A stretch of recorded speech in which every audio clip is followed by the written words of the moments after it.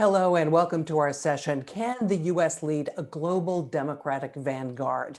President Biden, in his speech to the Munich Security Conference, said we are engaged in a contest between democracy and autocracy. And he said that fight would require a close partnership among democratic nations.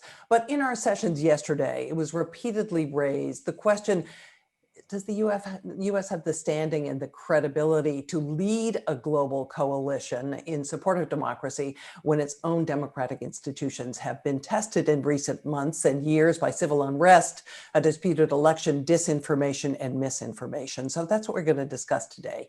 Here to give us their insights, Nicole Bibbins Sedaca, who is Deputy Director and Professor, Master of Science and Foreign Service at Georgetown University, and also the Kelly and David Pfeil Fellow at the George W. Bush Institute. Fogh Rasmussen, Chairman of the Alliance of Democracies, former Prime Minister of Denmark and former Secretary General of NATO. Derek Mitchell, President of the National Democratic Institute, and Daniel Twining, President of the International Republican Institute. Great to have you all with us here today. Thank you for having us. Derek, I want to take advantage of your expertise because you are a former ambassador to Myanmar. And of course, we have seen in recent weeks there a coup and resulting democratic demonstrations. The Biden administration has imposed sanctions on Myanmar. Is that enough? What else would you like to see them do? First of all, thank you, Jeanne. Thank you to the organizers, to the University of Denver, and to Anders and everyone here, my colleagues. I think the Biden administration has taken a very strong approach to Myanmar. I think it's been appropriate. They're going after the money, they're going after the things that the military cares about, going after the families' perks and privileges, their prerogatives. And targeted sanctions, I think, are necessary to show that we're going to put some muscle behind the rhetoric. But look, we're not going to be able to do this ourselves. We're going to have to get others internationally to step up with us. That means allies like Japan, like India, like the Quad. We talk about Japan, Australia, India. Europeans have stepped up some. That's very important. And ASEAN, the other fellow Southeast Asian countries, have to step up and realize this is a threat to their security. Ultimately, though, the people of the country are the ones who are going to make the difference. I just want to say very quickly, it's remarkable, the kind of resilience. If anybody says democracy is in decline around the world and there's not a commitment to democracy, particularly among the young people, I ask them to look in the streets of Myanmar. Not just in Yangon or in Mandalay, but all over the country. This is not just for one political party or a politician. They feel that what the military did was a violation against them. And they're going to stand up and they're going to defend their democracy with courage. And it's pretty inspiring.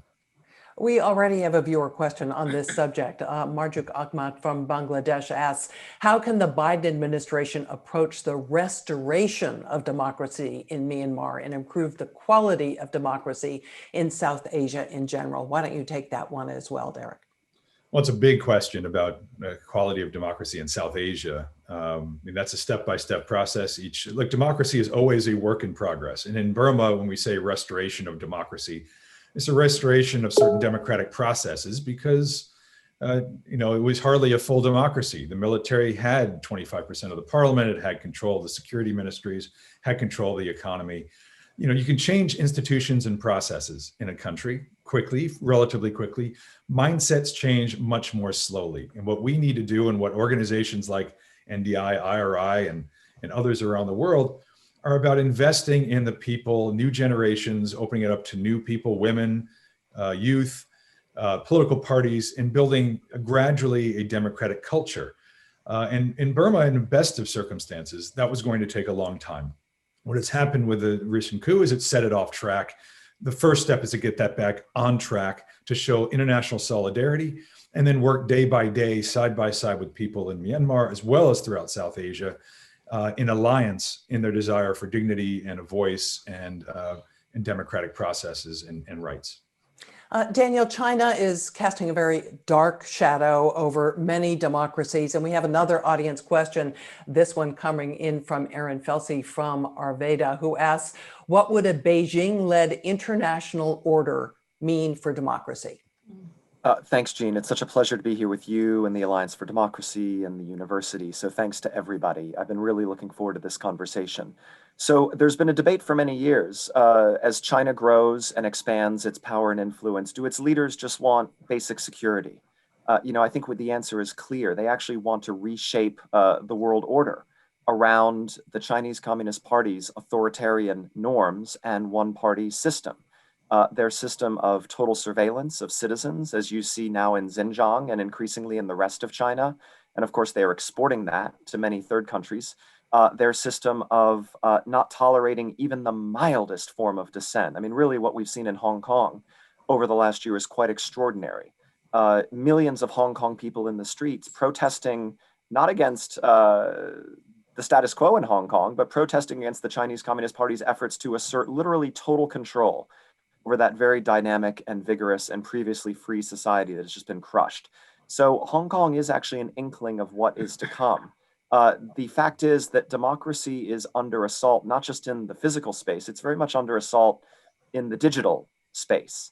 And part of what is so insidious about China's approach through the digital Silk Road and its other instruments is this effort to control speech, to control and censor people beyond China's borders.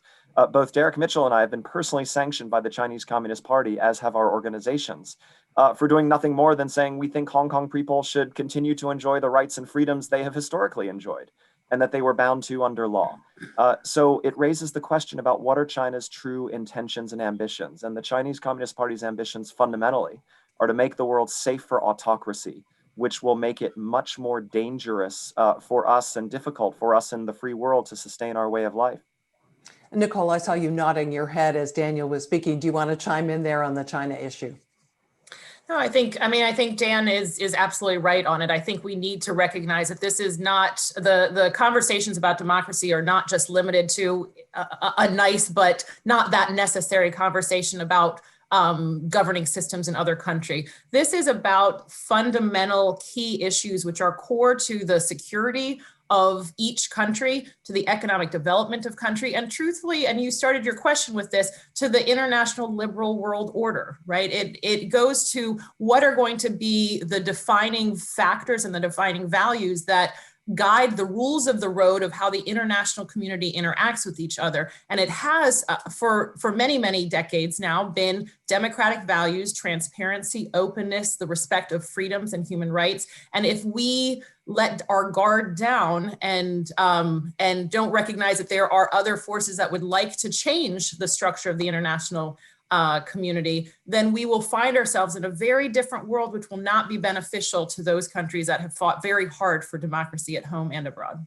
Nicole, the words you use to describe this makes me think that you think the world has let its guard down. Has it? I think the United States stepped back from leadership on this role, and I think that had a significant impact on the world.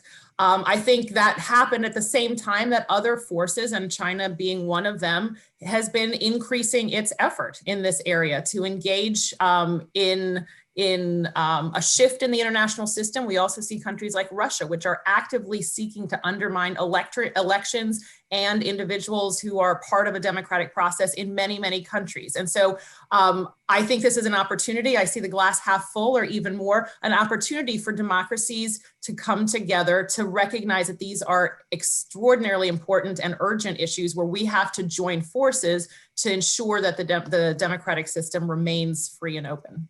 Andrew says, Chairman of the Alliance of Democracies, I have to believe that you agree with the other panelists that there should be a unified effort to confront some of these challenges. Here's my question for you, though. Should the U.S. be leading that effort? Absolutely, yes. I don't see any other candidate to lead the free world than the United States.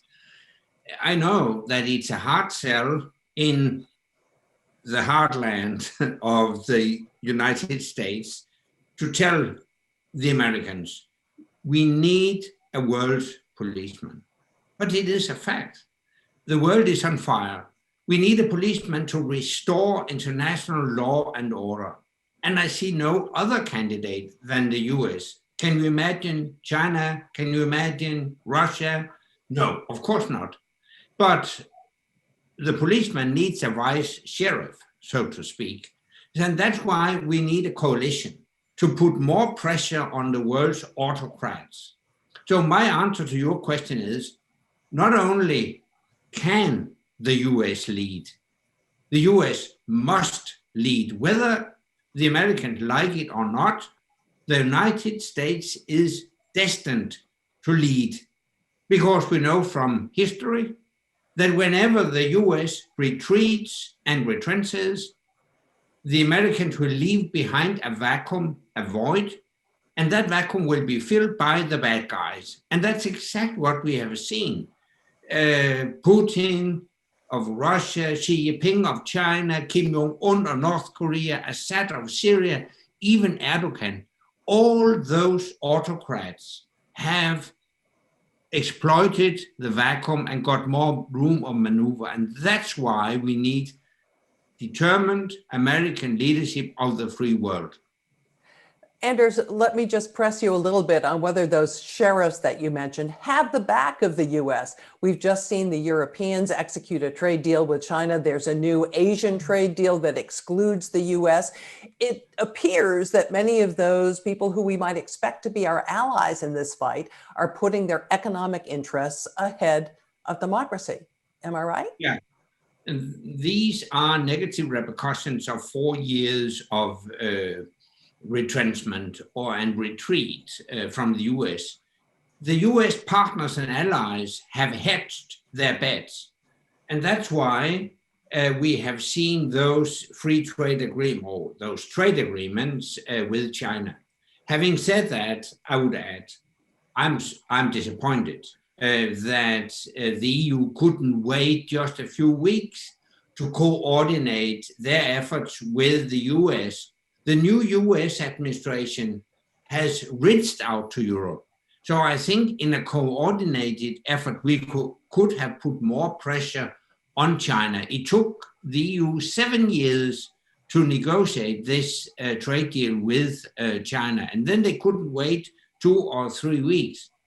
But I see it this way: the Chinese realized that with a new president in the US, an international coalition of democracies was building up. So they moved forward very quickly, gave some concessions to the Europeans to split Europe and the US. And we shouldn't let that happen. We have another audience question along these lines. Viggo Fischer, a former member of parliament from Denmark, actually, asks, how do we restore closer cooperation between the United States and the European Union? Nicole, do you have any thoughts on that? I think that we're already seeing that reestablishment of close collaboration beginning. I think it begins with reasserting both rhetorically that union, the transatlantic relationship has always been very, very important to both sides of the Atlantic Ocean, and that we need to restore those ties. So one is the rhetoric, and two is that we, whether it's virtually in these unfortunate times or in person, we have to start to coordinate and collaborate on what our agendas are. And I do think the issue of democracy, both in our respective regions, but also globally, and pushing back on these authoritarian forces needs to be top of that agenda, along with other issues, along with trade and security and those key issues. And I think once we have both publicly, rhetorically, as well as privately and bilateral and multilateral settings, start that reestablishment, we will see a realignment of many of our foreign policy agendas in accordance with our European allies. As I mentioned in my open, there are some skeptics out there who are saying, who's the US to be preaching democracy? Look at how its own institutions have been stressed in recent months. Derek, what do you think? Do we have the credibility? Does the US have the credibility to make the case for democracy overseas?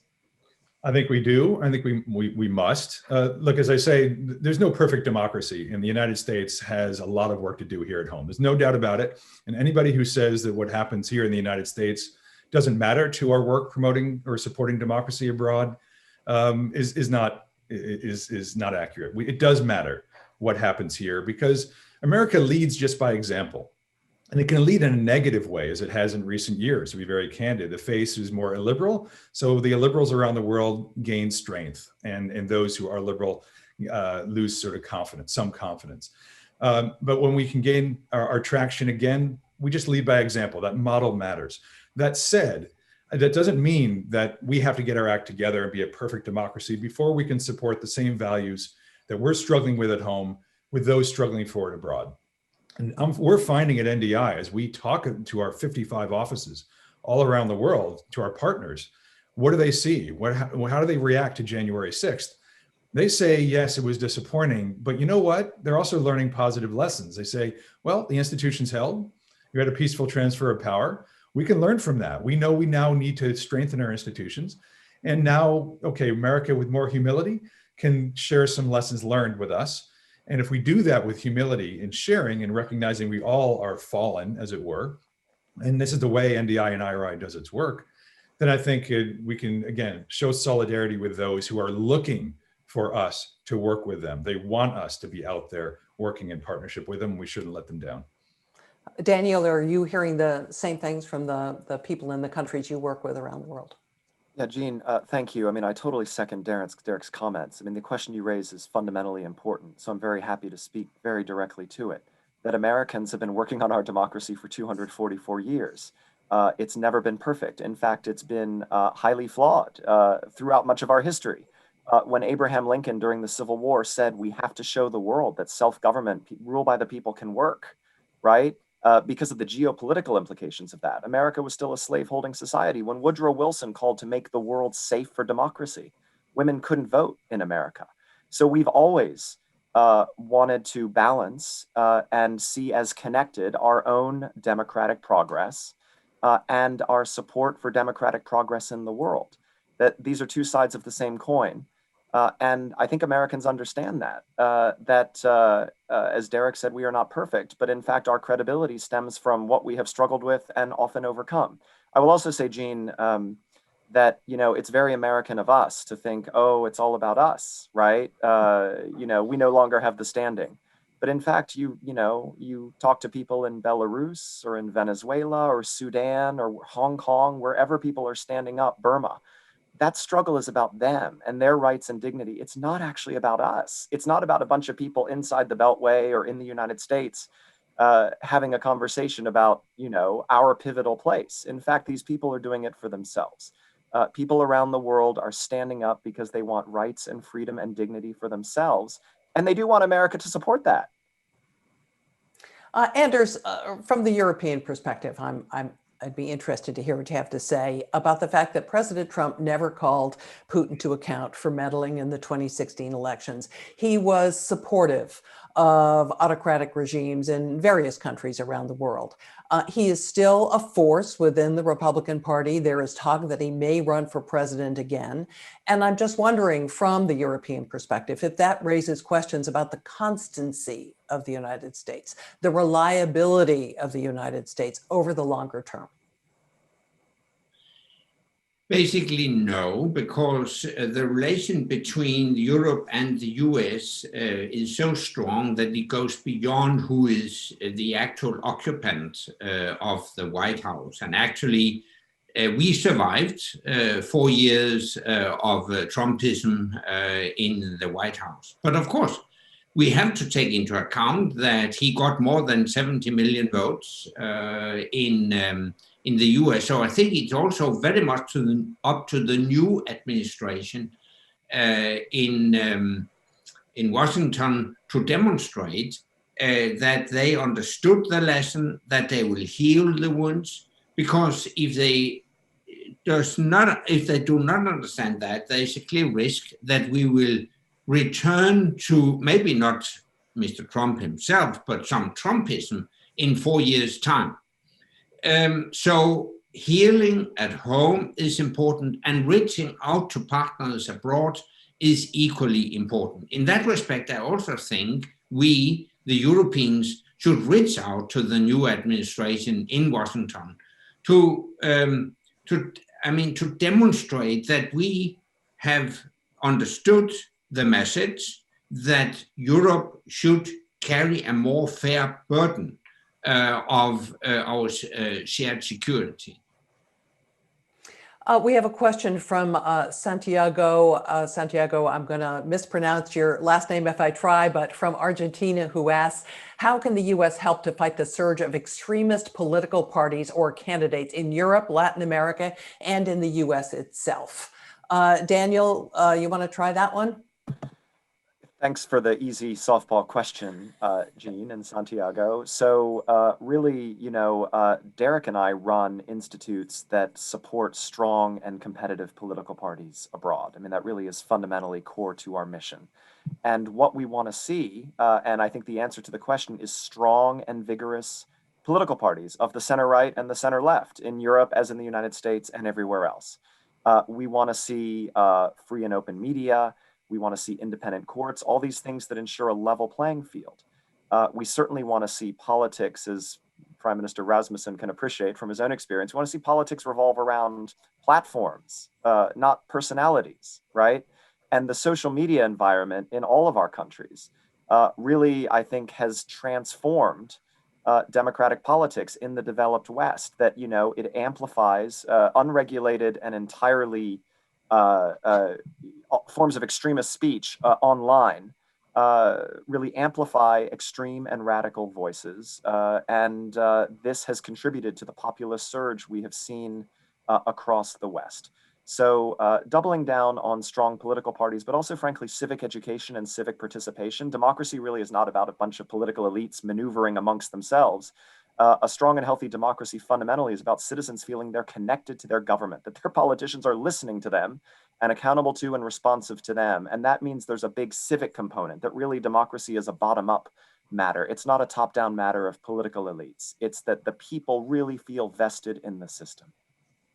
Derek, your thoughts? No, I would agree with all of that entirely. I think there have to be certain civic, I mean, again, it's a cultural thing in democracies. It's about guardrails and understanding where the limits are. Institutions have to be strong. There has to be a rule of law and institutional development that can prevent it depends how you define extreme, but extremes that go beyond the limits of law or propriety or tolerance.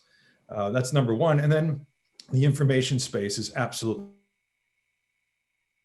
the biggest challenges to democracy now is the digital space, and how the mere algorithms that are being developed that are encouraging division and hate and misinformation and disinformation, and the inability to address that. So people are in their different silos information-wise.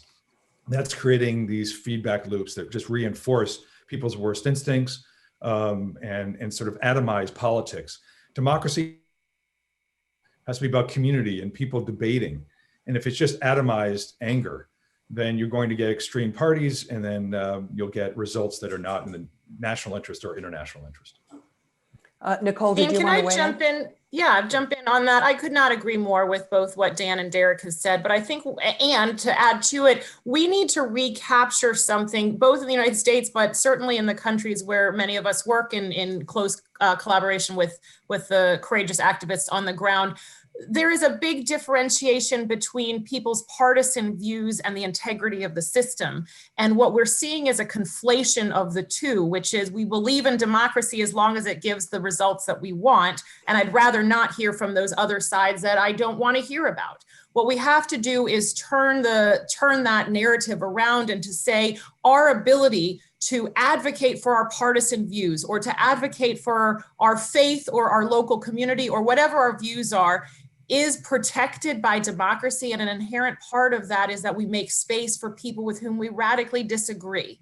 And so we have to invest deeply in a system that creates space for everybody and all of the voices to be heard, while we at the same time, but separately, advocate for where we'd love the democracy to come out. And when we see the conflation of the two, and we do see that in so many countries right now, is when we have these extremist parties, and we have these extremist parties that will advance their agenda at the expense of the system. And what we have to recapture, and again, I think it is through the information point and through the civic point, is we all have a shared interest in investing in the integrity of the system. And that is very, very different than our specific desired outcome of what the system will produce. Anders, this is such a central point. I'd love to get your thoughts on it too, about extremism, disinformation, and democracy, and how we can make this work. Yeah, first of all, I would like to say I'm a bit hesitant to use the term populism, because what is populism? Basically, it's only that a majority of people, or a big part of the people, are dissatisfied with the way that leading politicians are addressing legitimate needs.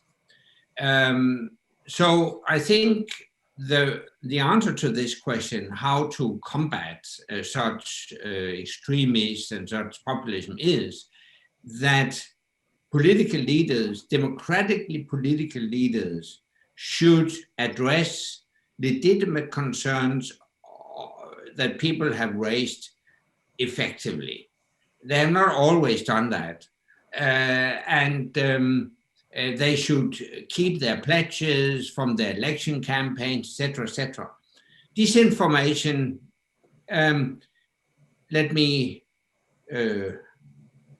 tell you that within our Alliance of Democracies, we have established a transatlantic commission on election integrity. The purpose of that commission, which, by the way, co-founded with Joe Biden, the purpose of that is exactly to detect disinformation and to develop instruments to prevent disinformation. So it's a broad range of instruments we can use. Derek, you mentioned guardrails. Is there a need to strengthen the guardrails that exist, or to build some new ones here in the US, given what we've seen over the past several years? Well, guardrails, in some ways, it's institutional, or it's laws. It's also just practice. It's just culture, where there are certain things that you can do under law, but you just choose not to do. You have sort of forbearance against doing something, simply because you believe that the process is very important to maintain integrity. Yeah, I mean, I don't go into great, detail about American democracy. It's kind of difficult for me to speak on, but I do think we'd have to look at the system and whether the system is working for the democracy as we find it. I think part of the problems we're finding at home is not a problem of democracy. It's a problem of the weakness of our democracy, and that we're losing faith that it's representative, and that the representation in Washington is what people are looking for, that their voices are being heard and represented. So yes, I think there are some guardrails that are needed, but it's really about the practice of politicians. I think the system itself has to be reformed so that the incentives that politicians have to go beyond those guardrails, to go purely partisan, are not there. And that really comes from, I think, changing some of the norms that we've established about pure partisanship and power at all costs. Daniel, are you on the same page there? Yeah, I mean, maybe just to drill in, Jeanne, I mean, none of us have a magic wand, but maybe I could just recite something that Senator Tim Kaine, who's a Democrat on the board of the National Endowment for Democracy, once said to a group I was in, and it really stuck with me. He said, every time, and he was just speaking to a group of students, said, every time you meet a politician, ask him what he's doing with the other party. Ask him to flag one specific initiative he's undertaking in a bipartisan fashion. Similarly, I think I got this from someone called Nicole Bibbins Sedaca, actually. Every time, I think this is for all of us, every time you send a tweet or post something on Facebook, think, would I say this to someone's face in the real world? I think there is an idea, as Derek suggested, that sort of politics isn't speaking for and representing people, and therefore they're going for these more extreme options. But in fact, actually, it's incumbent on all of us, if we can act in civil ways and encourage cross-party cooperation, not just in the United States, but generally in a democracy, that's how we're going to get things done.